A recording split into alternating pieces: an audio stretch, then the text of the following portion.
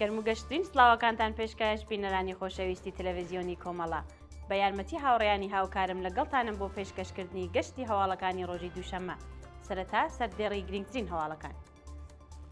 هێرشی موشکی کۆماری ئیسلامی بۆ سەر بارەگای کۆمەڵی شۆڕشگێڕی زەحمەتکێشانی کوردستانی ئێران لە زڕگوێزەڵا، بەرزبوونەوەی ڕێژەی ڕووداوە ئەمنیەکان لە شارەکانی تاران و کەرەج، تۆمارکردنی زیاتر لە 450 هێرش لە 24 کاتژمێری ڕابردوو لە ئێران، دەست بەسەرکردنی زیاتر لە 500 هاوڵاتی لە ئێران و گیان لەدەستانی 2 لاو لە شاری کەرەج بە تەقەی هێزەکانی ڕژیم.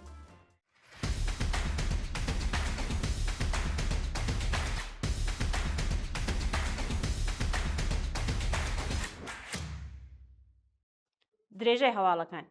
هێرشی موشکی کۆماری ئیسلامی بۆ سەر بارەگای کۆمەڵی شۆڕشگێڕی زەحمەتکێشانی کوردستانی ئێران لە زڕگوێزەڵا. بە پێی دوایین هەواڵەکان، بارەگای حیزبی کۆمەڵی شۆڕشگێڕی زەحمەتکێشانی کوردستانی ئێران لە ناوچەی زڕگوێزەڵە لە هەرێمی کوردستان بۆتە ئامانجی هێرشێکی موشکی لەلایەن کۆماری ئیسلامیەوە. بە پێی زانیاریە بڵاوکراوەکان، ئەم هێرشە لە شەوی یەکشەممە 24 ڕەشەمە ڕوویداوە و لانی کەم 4 موشک بەرەو ناوچەی بارەگاکە هاوێشراون. بە پێی راپۆرتە سەرەتاییەکان، موشەکەکان لە ناوچە سنووریەکانی باشووری ڕۆژهەڵاتی کوردستانەوە هاوێشراون و لە دەوروبەری بارەگاکە کەوتونەتە خوار. پاش ئەم ڕووداوە هێزەکانی پاراستن و دەستەکانی پزیشکی بە مەبەستی هەڵسەنگاندنی دۆخی زیانەکان و یارمەتیدانی ئەوانەی کە ئەگەری برینداربوونیان هەبوو ڕەوانەی شوێنی هێرشەکە کراون. شایانی باسە کە تا کاتی داڕشتنی ئەم هەواڵە زانیاریەکی ورد سەبارەت بە ئەگەری برینداربوونی پێشمەرگەکان یان ڕادەی زیانە مادیەکان بڵاو نەکراوەتەوە. بەرزبوونەوەی ڕێژەی ڕووداوە ئەمنیەکان لە شارەکانی تاران و کەرەج. بەیانی دووشەممە 25 ڕەشەمە چەند تەقینەوەیکی بەهێز لە ناوچە جیاوازەکانی تاران و کەرەج ڕوویداون. بە پێی زانیارە گەیشتووەکان، لە ناوچەی نەواب و کۆماری تاران دەنگی تەقەی چەکە قورسەکان وەک کڵاشینکۆف و دووشکا بیسراوە و هەروەها سیستەمی بەرگری ئاسمانی لە چەند شوێنێکدا چالاکراوە. هێندێک راپۆرتی مەیدانی ئاماژە بەوە دەکەن کە لە ناوچەی نەواب ئەگەری هەیە یەکێک لە ویسکەکانی چاودێری هێزە ئەمنیەکان کراوێتە ئامانج. لە هەمان کاتدا لە ناوچەی مەجیدیەی تاران تەقینەوەیەکی زۆر بەهێز ڕوویداوە کە دەنگەکەی لە چەند ناوچەی دیکەی شاردا بیسراوە. هاوکات لە شاری کەرەج، دانیشتوانی ناوچەی فەردیس باز لە 2 تەقینەوەی گەورە دەکەن کە نزیکەی کاتژمێری 3:10 خولەکی شەوی ڕوویداوە و بووەتە هۆی ترس و نیگەرانی دانیشتوانی ناوچەکە. تۆمارکردنی زیاتر لە 450 هێرش لە 24 کاتژمێری ڕابردوو لە ئێران. بە پێی راپۆرتی گەیشتوو، لە 24 کاتژمێری ڕابردوودا سەدان هێرش لە چەندین پارێزگای ئێران تۆمار کراون و هێندێک ناوچەی سەربازی و مەدەنی بوونەتە ئامانج. بە پێی زانیاریە بڵاوکراوەکان، لانی کەم 454 هێرش لە 165 ڕووداو لە 16 پارێزگای وڵات تۆمار کراون. لە ئەنجامی ئەم هێرشانەدا لانی کەم 11 هاوڵاتی مەدەنی گیانیان لەدەستاوە و 22 کەسی دیکەش بریندار بوون. بە پێی هەمان راپۆرت، پارێزگای تاران بە ڕێژەی 48% زیاترین هێرشەکانی تۆمارکراوی لە 24 کاتژمێری ڕابردوودا لەخۆ گرتووە و دواتر هەمەدان و ئازەربایجانی ڕۆژهەڵات دێن. شایانی باسە کە بەپێی ئەم زانیاریانە لە سەرەتای دەستپێکردنی ئەم ململانەیە لە 9 ڕەشەمەوە تا ئێستا ژمارەی گیان بەخکردوانی مەدەنی بۆ 1330 کەس گەیشتووە و ژمارەیەکی زۆر لە دامەزراوەکان و شوێنە مەدەنیەکان زیانیان پێگەیشتووە. دەست بەسەرکرانی زیاتر لە 500 هاوڵاتی لە ئێران. بە پێی دوایین هەواڵەکان، فەرماندەی گشتی هێزە ئینتیزامیەکانی کۆماری ئیسلامی ڕایگەیاندووە کە لە ماوەی هێرشە سەربازیەکاندا زیاتر لە 500 هاوڵاتی دەست بەسەر کراون.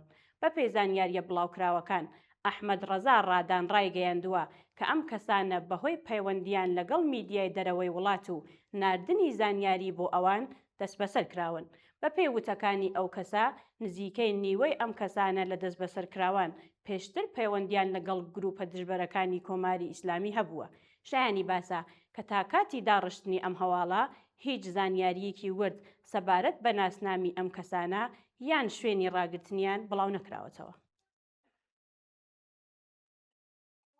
گیانلەدەستانی دوو لاو لە شاری کەرەش بە تەقەی هێزەکانی ڕژیم. بەپێی راپۆرتەکان شەوی شەممە 9 ڕەشەمە دوو برا بەناوەکانی ئەمیر حسەین فەیزی تەمەن 19 ساڵ و ئەحمەد ڕەزا فەیزی تەمەن 15 ساڵ لە ناوچەی فەردیسی کەرەج بە تەقەی هێزەکانی حکوومەت گیانیان لەدەستاوە.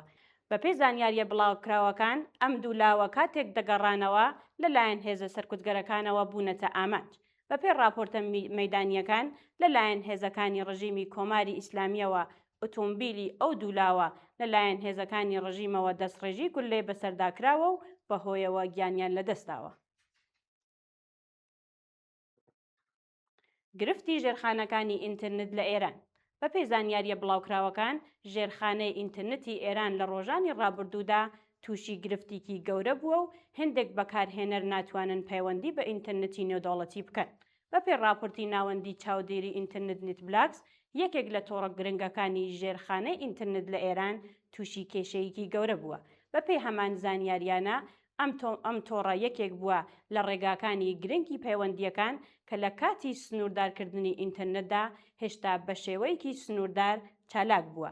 شایانی باسە کە بەپێی هەندێک سەرچاوە ئەم گرفتە لە کاتێکدا ڕوویداوە کە هەوڵەکان بۆ سنووردارکردنی بڵاوبوونەوەی زانیاری لە ناو وڵاتدا بەرز بووەتەوە. دەستبەسەرکردنی 25 کەس لە ئێمارات بە تۆمەتی پشتیوانی لە کۆماری ئیسلامی. بەپێی دوایین هەواڵەکان دەسەڵاتدارانی وڵاتی ئێماراتی عەرەبی یەکگرتو و ڕایگەیاندووە کە 25 کەس لە چەند نەتەوەی جیاواز دەستبەسەر کراون. بەپێی زانیاریە بڵاوکراوەکان ئەم کەسانە بە تۆمەتی بڵاوکردنەوەی ناوەڕۆکی پشتیوانی لە هێرشە سەربازیەکانی کۆماری ئیسلامی و هێزە سەربازیەکانی ئەو ڕژیمە دەستبەسەر کراون. بەپێی ڕاگەیاندنی دادستانی گشتی ئێمارات ئەوان لە تۆڕە کۆمەڵایەتیەکاندا ڤیدۆ ناوەڕۆکی جۆراوجۆریان بڵاو کردووەتەوە کە بە گوتەی بەرپرسانی ئەم وڵاتە زیان بە ئاسایشی وڵات دەگەینێت. هەروەها وتراوە کە هەندێک لەم ناوەڕۆکانە وێنە و ڤیدۆی هێرشە موشکیەکان و شوێنی کەوتنیان بوون. هێرشی ڕاکتی بۆ سەر ناوەندی دیپلۆماسی ئەمریکا لە نزیک فڕۆکەخانەی بەغدا.